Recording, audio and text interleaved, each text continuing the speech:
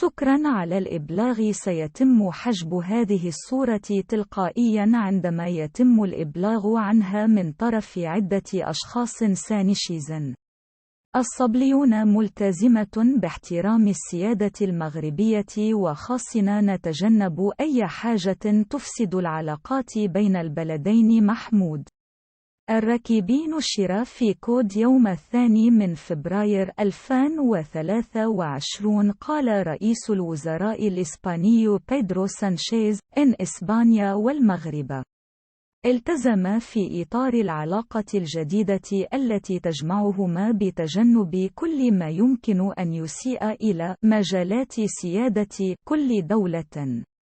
ونقلت وكالة أوروبا بريس عن سانشيز قوله: لقد التزمنا بالاحترام المتبادل في خطابنا وفي ممارستنا السياسية، وتجنب كل ما نعرف أنه يسيء إلى الطرف الآخر، خاصة إذا كان يؤثر على مجالات سيادة بلدنا.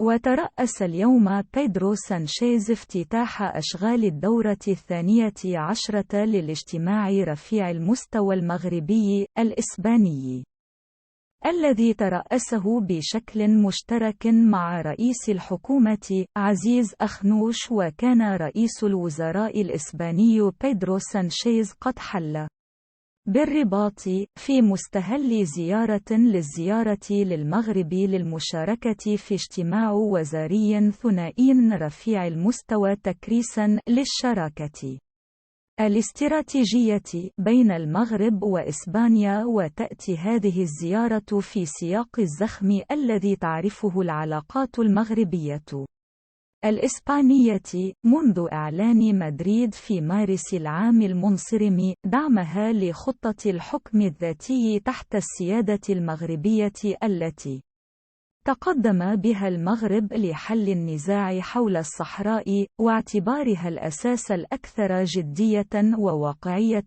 ومصداقية من أجل تسوية هذا النزاع الإقليمي. ينقر هنا لقراءة الخبر من مصدره مواضيع ذات صلة. رئيس الوزراء الإسباني يتعهد بعدم التأثير في مجالات سيادة المغرب دون فرض الأمر الواقع. أخنوش: المبادلات التجارية بين المغرب وإسبانيا تزداد غنى وتنوعا. فيديو: وزير الداخلية يجري مباحثات مع نظيره الإسباني. وزير الداخلية يجري مباحثات مع نظيره الإسباني. لفتيت يجري مباحثات مع وزير الداخلية الإسباني.